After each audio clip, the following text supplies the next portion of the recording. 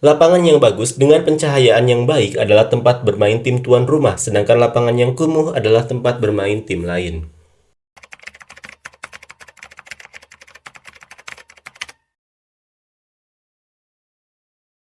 Vietnam U19 menjalani pertandingan perdana Piala AFF U19 melawan Myanmar, dan ada momen menarik menyertai pertandingan tersebut. Ya, pencahayaan di stadion dinilai kurang bagus sehingga lapangan terlihat sedikit gelap. Alhasil, kondisi seperti ini membuat orang-orang Vietnam merasa kecewa atas pelayanan yang diberikan oleh Indonesia sebagai tuan rumah.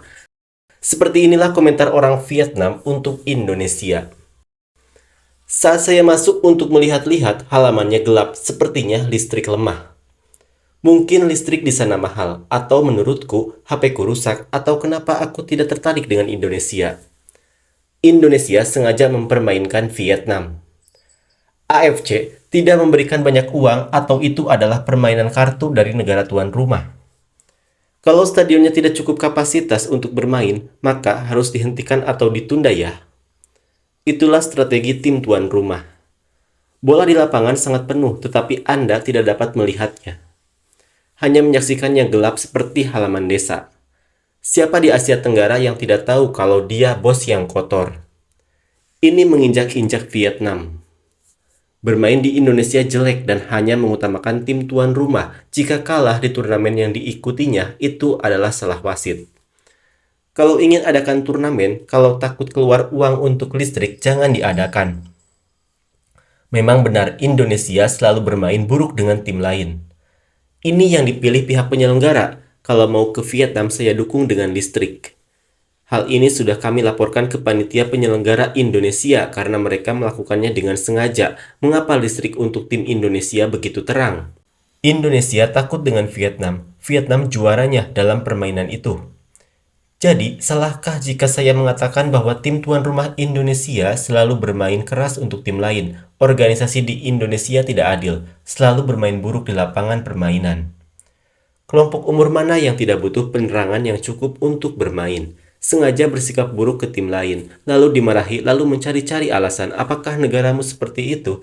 Jadi sebaiknya kamu tidak mengadakan turnamen apapun. Apakah kamu tidak malu bersikap jahat pada tim lain seperti itu?